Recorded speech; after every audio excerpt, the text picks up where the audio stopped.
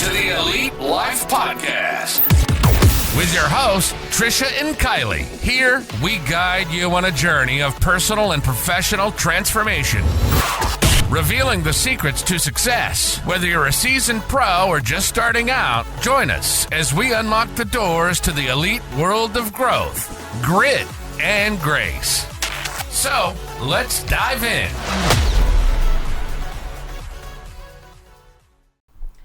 Welcome, friends, to another episode of the Elite Life Podcast. We are so glad to have you here today. My name's Trish, and with me, as always, is my wonderful co-host, Kylie. That's me. We're so excited about today's episode. We have a very special guest. I don't know where the camera went. It's over there.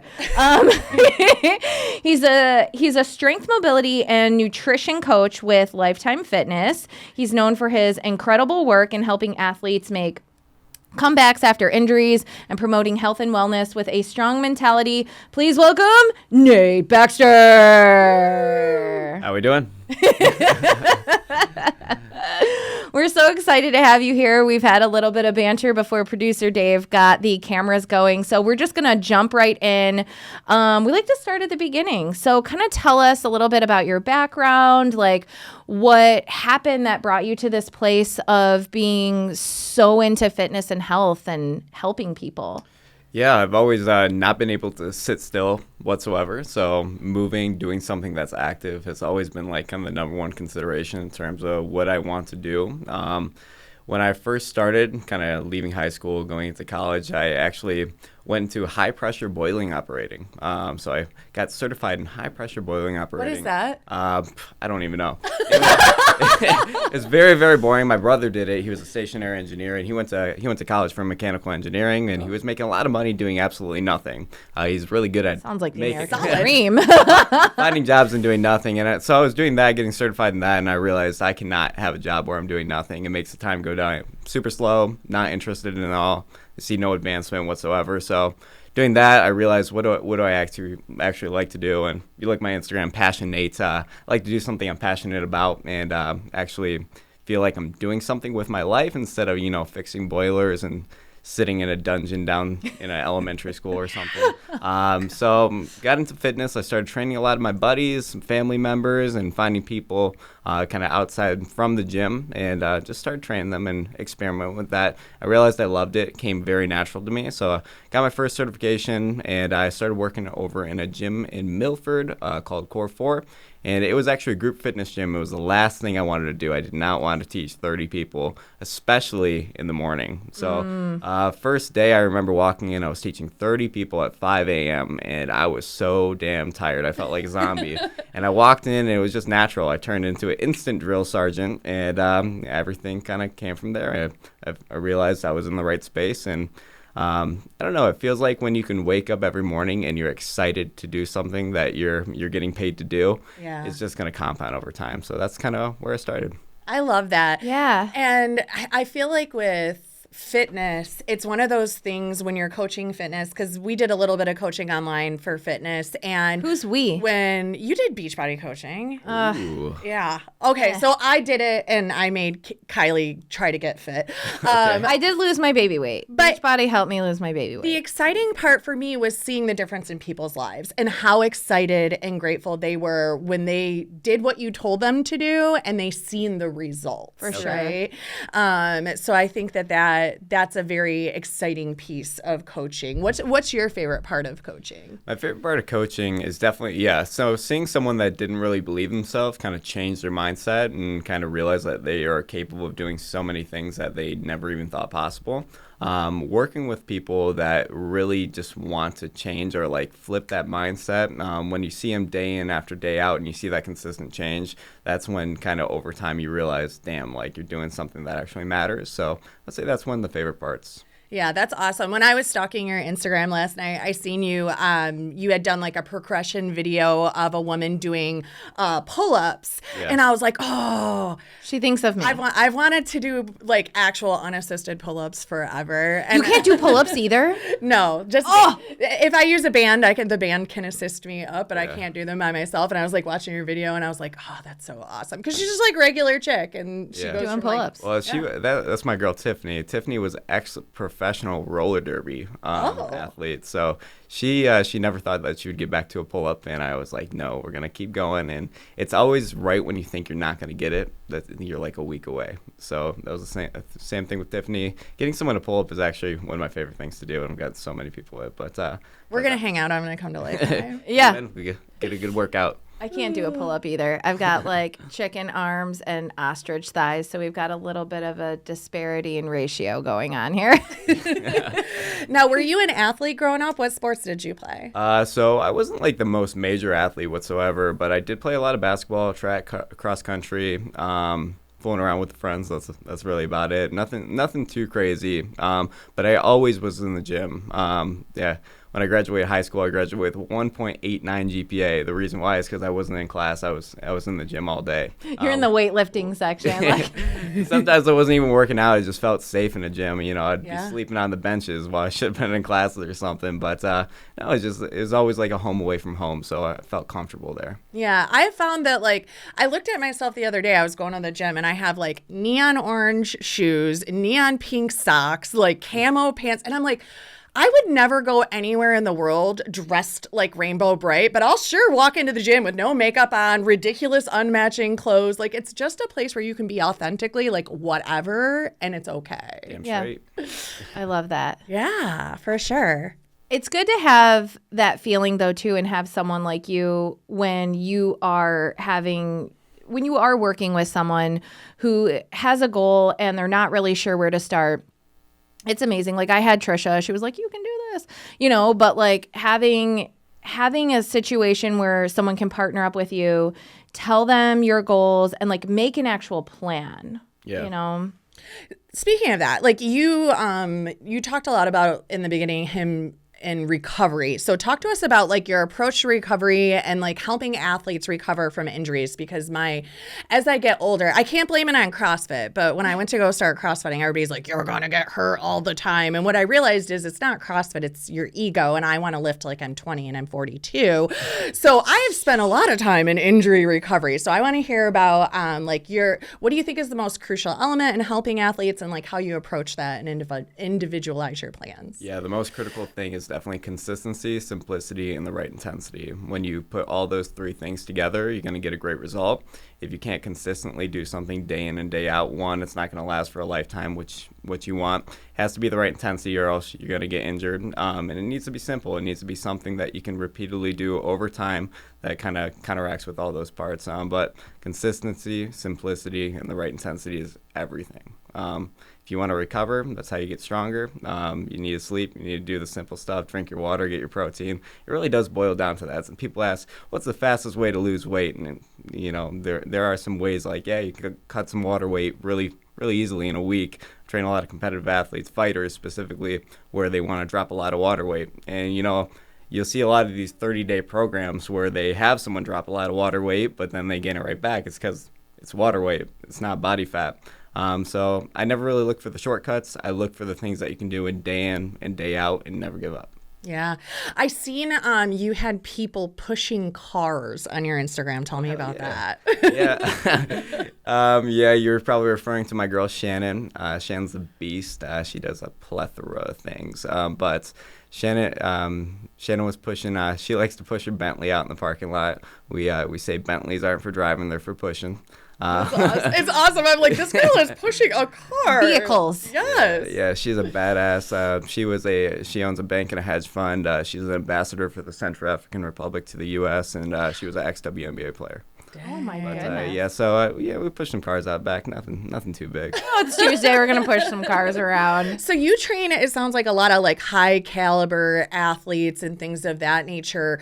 What do you think is like differentiates like you from them just like walking into Lifetime and doing their own workouts? Yeah, no, I think energy is infectious, and I kind of realized like I create an atmosphere around me that attracts certain type of individuals towards me. So going in and day out, no matter how I feel, making sure that everybody knows that when you're around me, you're gonna get the energy that I rip off. But Yeah, no, it really is. It's how your mindset is, and the things that you speak into the world when you put it into action, like it'll come back to you tenfold. Be a good I believe in two things: it's energy and karma. Be a good fucking person. That's really that's really it, and good people will come to you. I love that. I just did STARS training for my new realtors, and I'm like going through all these things, and I'm like, literally all this just ends up as be kind and don't be an asshole. Like, and they're basically the same thing, right? Like, Make friends. Do the right thing. Yeah, absolutely. Integrity is everything. And I think that, whatever we're doing, whether you're building a business, you're building your body, you're working on a goal, mentality is everything. Is there something specific that you turn to, or like a specific mantra that you lean on when it comes to keeping that mentality going? Because there are days, like we talk about our why, right? There are days where you wake up and even though we love our business, we love everything about it, there are days where you wake up and you're like, shh. What specifically do you have in your pocket for when your clients show up and they're like, just not feeling it? Yeah. In terms of that, like me, it goes back to the energy thing. Like if I come, like they're gonna reflect my energy to them. So if I'm coming and I'm like down, I didn't have my cup of coffee today, that will affect me a lot. But I always have my cup of coffee. When I am training them, I am not gonna reflect my body language in a way that's gonna make their energy even worse. I'm gonna make sure that my energy is pushing into their workouts. I will literally put them on my back and go through the workouts with them if they need. But in terms of when you're looking at yourself, I think that boils down, number one, you can have 1,000 Nates in the room around you, but until you understand that you're your own biggest beast, when you look at stuff in the mirror, you're your own biggest competitor. When you can face that person head on and really tackle them, that's when you can really trump your worst days. So I love affirmations. Affirmations are cool, but when you look back at it, you can kind of really realize that you can look back at your previous wins and successes and find an undeniable stack of evidence or proof that you are who you say you are. And you can look back at those wins, and on your worst days, you can say, hey, I already did that. For me, I like to skydive, so I'm like, fuck, I already jumped out of a plane before. I can do whatever it's in front of me. I don't care who's in front of me. I've done this, X, Y, Z. I know this isn't going to stop me. I'm unstoppable in that moment. Yeah. I love that you said skydiving too, because I also went skydiving, and my dad was saying something, and I was like, I used to be like, oh, I can't do this, or, oh, I could never do that. And I'm like, and then I jumped out of a plane, and like, what is there really after that? Like, I didn't die and I jumped out of a plane. So we're good here, right? See, whatever it is, you're going to figure it out one way or another if you want to do it. I lean on, I pushed 3 humans out of my body because I'm not a heights person. Like, I am drunk before I get on a plane because it is a rough go for me. Because she's like, oh my God, let's go skydiving. I'm like, you're insane. But that's one thing that I lean on, like when I am afraid or like I'm fearful, especially like if it's something that's going to be painful, like getting up and going to the gym. It's like, you pushed 3 humans out of your body and you can do this. Like, you can go to the gym and you can get on the Stairmaster and you can bust your butt because you did harder things already. I love that. How do you integrate like the strength training, mobility exercise, and nutrition into like a cohesive plan for people? Like, what does that look like when you sit down with somebody? Yeah, when I sit down with someone, definitely at the end of whatever session we're doing, also in the beginning, we kind of look at their day-to-day. What can we consistently do every single day for the next 10 years? And so we build out their week in terms of how can we fill it in the most productive way possible that doesn't overload you, your mind, your mental, your central nervous system, which a lot of people don't put into kind of consideration when they're building a program. Like, hey, are we going out and doing very intense work? Are you talking to 7 people on a podcast today and then doing a bunch of crazy CrossFit, workouts? She will do it. I'm going running 7 miles after that. and then you're getting 3 hours of sleep and eating cheeseburgers. Those are the things that you really do got to put into consideration, because you'll notice like that's going to fuck with your hormones. It's going to fuck with your workouts, the intensity. It's going to make you way more likely to be injured. So from Monday to Sunday, we're making sure every day has a plan. If you don't plan to, you don't plan at all, you're going to plan to fail. So You got to make sure that every day has a key goal and you don't deviate from those goals. I love that you think about that, what their day looks like, because like this week I did STARS training and I'm just standing up there and talking to my new recruits, but my strain on my whoop was like I ran 15 miles. Yeah, like, we were talking on the phone. She's like, I literally ran a marathon today, but it was just my mouth was running. I'm just like, oh, so do I go to the gym still? I don't know because I'm really freaking tired. And I love that you kind of like meet everybody where they are and taking things into consideration like that, because you know, we say success looks different for everybody. And like me, you know, all of my stress comes out after 4:30 when I pick up the kids. So from 4:30 to 8:30, that's when I am like super high stress and things like that. So I love that you're able to look at their lives and talk to them about what their goals are and help put a plan together that's going to fit their day. Because I feel like a lot of people, like when I first started my fitness journey, I was trying to keep up with her. She's not me and I'm not her. And she has a completely different life and different body than I do. And so I love that you're able to help somebody kind of customize it and keep them from having that comparison, you know, downfall, if that makes sense. Mm. What do you think, like, what would be good advice to somebody who just is getting started, right? Like they're not an athlete. Talk to Kylie.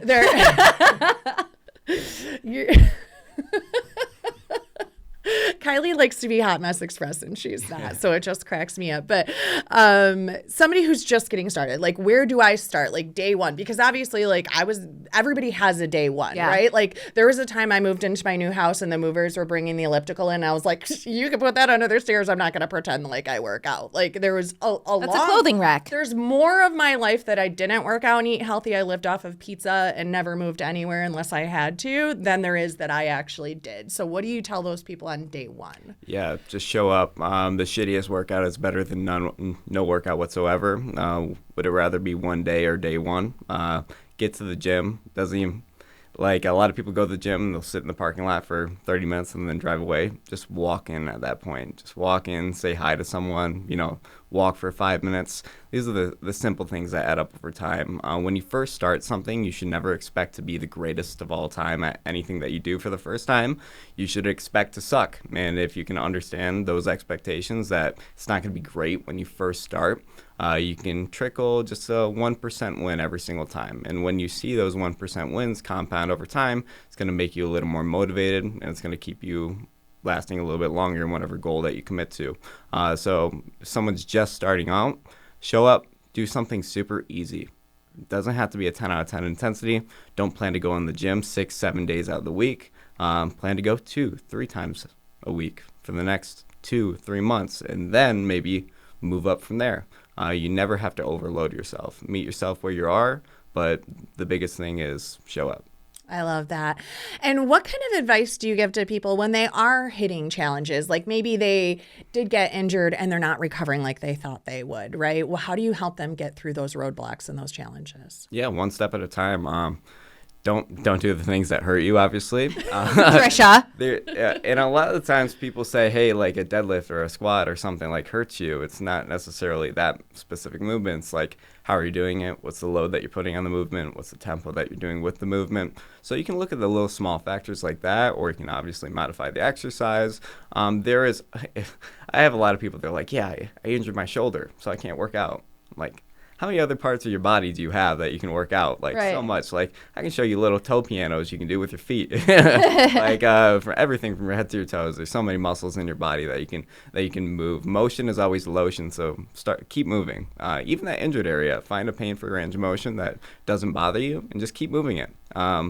There's always a way. If there's a will, there's a way. There's always a way to find it. Find a range of motion that does not bother you and that you can keep doing. Yeah, I was shocked because there was one point in time where I'd injured one shoulder and then the opposite hip, and I wasn't going to the gym, and my coach was like, come in, I'll make you a workout. I'm like, I'm not doing crunches for an hour. He's like, girl, just come in and we'll figure it out. And just like you said, like, and I think that's why having a coach like you is so important, because you don't know what you don't know. I'm sitting there thinking, absolutely not. There's nothing I can do. But then he made me multiple workouts every single day. And that's where coaches like you are so important, because you can have an individualized plan that fits you exactly. So what does that look like when you engage a new client? What does that process look like? Yeah, so it starts with a full fitness assessment, also a lifestyle assessment, understanding what they exactly do from the day-to-day, kind of what we talked about. Also, what their previous exercise history was, what they're currently doing, and just seeing how their body moves. When people come to the gym, they always say, or I always ask them, hey, do you have any current injuries? Do you have any past injuries? They all say no. And then I walk them through head to toe, and they're like, yeah, oh yeah, I had a neck one. Oh yeah, my shoulders, my wrists. And they end up having 5-6 current injuries that bother them a little bit, but they didn't have enough courage to say right away. So establishing that right away will help me build out from there of how we can, I think of your body like a pyramid. How can we build it as wide as possible, your base, so we can stack it as tall as possible? So if we look at it from there, it's usually like a first phase for someone is typically something like a structural balance phase, making their body as even as possible. We're working out a lot of asymmetries, a lot of tempo work, the intangible exercise of the small muscle groups, filling in those blocks first, and then we can kind of build up the complexity from there. And that's kind of how we'd start someone off. Yeah. I always say, like, it's so humbling when you work those small muscles, because I'm like, yeah, I can deadlift 295. And then they give me a 1 pound plate to work this shoulder. And I'm like, I can't lift this 1 pound. So that's so important that you do that and work those small things. Like, okay, this is a weakness. Let's get that stronger, so that, like you said, you can build a wider base. Yeah. You were talking about some other things like you're specifically building out. Tell us a little bit about, I forget what you called it, barber training or something like that. So I'm working on a course for barbers. So it's kind of like a seminar certificate program. It's called Barber Flexology. So basically I'm teaching barbers. One of the things I do at the club, or just in person as well, is assisted stretching, myofascial releases, and a lot of recovery work aside from actual strength training or mobility corrective exercises. So like someone on a table, putting them to passive range of motion that they couldn't put themselves in, doing small stability stuff, massage gunning, things like this. So I'm teaching barbers how to incorporate a little more of the kind of feel good stretches, myofascial releases with massage gunning, scalp massages, things like that they can apply to their own practice. So say something, they're sitting in a chair, they just finished their haircut, and then they do a small assisted stretching from their thoracic spine up, from their chest, shoulders, neck, massage gunning in all those areas as well, scalp massages, little value adders to add to their haircut. So when they're done, they can not only look at themselves in the mirror and say, hey, I look really good, but I also feel really good. And that will keep them coming back to whatever barber, and they can have a lot of flexibility from there. That's so cool and like centralized. That is so out of the box, man. That is amazing. Yeah. Because I was looking at the Instagram too. I'm like, what is this? And I was just getting into the videos. And I'm like, okay, we have to talk about this. Yeah. Absolutely. I'm glad you asked him. Yeah. So on top of that, like, what are your future goals? Like, what is your vision of the next year to 5 years of your life? Yeah, the next year to 5 years is definitely establishing myself in not only that field, but so I want to finish, kind of dominating that industry and kind of revolutionizing a little bit more on the recovery side, because you see it in Eastern culture. They give you scalp massage, they'll start slapping you side to side, but a little more kind of applying my practice into something. I love getting my hair cut. Right now I need my hair cut, but so going over there and saying, hey, I can go to any barber shop and they'll do something that I'm affiliated with, that would be really cool to me. But I do want to develop some own businesses outside, so I'm also making a mobility course for not only everyday average Joes, but also pickleballers. I love pickleball. So I'm creating those outside businesses. So eventually my biggest goal is I want to create a plethora of basically small boutique gyms so that I can kind of make my own. But that's kind of the overall goal. I want a bunch of small gyms that are kind of my style of training. That's so cool. You do have a very different approach. It's very out of the box when I was going through like all your Instagram and stuff, and I was like, this is really cool. Gotta be.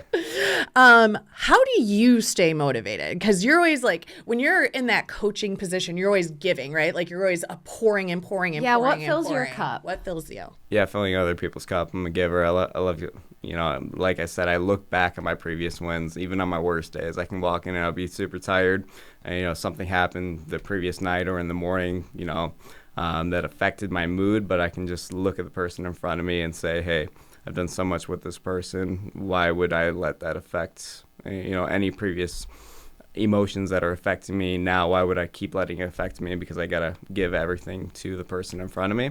My people are what motivate me. They're like my family, even as much as my actual family. So just the circle of people around me, the people that I let into my life, they deserve the best version of me. So I refuse to kind of give my worst self to the external world. That makes sense. Love that. Yeah. We're going to ask some fun questions, but before we do, how can people connect with you if they want to learn more about your courses or get trained by you or things of that nature? How do people find you? Yeah, my Instagram is Passionates. So PASSION, the number 8TE. That's my Instagram. I do have Facebook, but I don't use it too much. Just find me on Instagram at Passionates. Okay. And then what gym do you work at? I work at Lifetime Fitness in Novi, and then I also work online a little bit as well. Nice. Beautiful. Okay. So let's see. Final thoughts. What would you tell 15-year-old Nate if you could get in a time machine and go back and tell him something? Yeah, 15-year-old Nate. 15-year-old Nate, I would say just you got a lot of insecurities for sure, but you're going to conquer all things in your path. This is another thing I actually didn't say. I'm actually 22 years old. A lot of people don't realize when I'm talking to them. But so 15-year-old Nate, I would say you're going to learn new things every single year. You're going to meet people that are going to change your complete mind on everything you've ever learned. So take every day to the best that you can. Never take any moment for granted. And, you know, take a deep breath and keep living your life. You're doing great. I love that. And then one last question. What is your favorite book since we were talking about books? Ooh, what should people go read? I love The 4 Agreements. It's a really good book. What other books? The 4 Agreements was a really good one. I'd probably say that's number one. I think everybody should read that book. It's not really, say, a religious book, but it's more so a principle book about kind of how you should live every single day. The 4 Agreements. I agree. I just read that book, and I did it in 2 days. So it's a very easy read. Book. It's a quick read, and you're like, I just have to remember these 4 things, and life will be good. I hate giving people long books because they probably won't read it, or they'll read 10 pages. So I can say 100 of them, but the 4 Agreements is a very simple one that I think everybody can put into their life. Agree. Awesome. Well, thank you so much for coming in today and having a chat with us.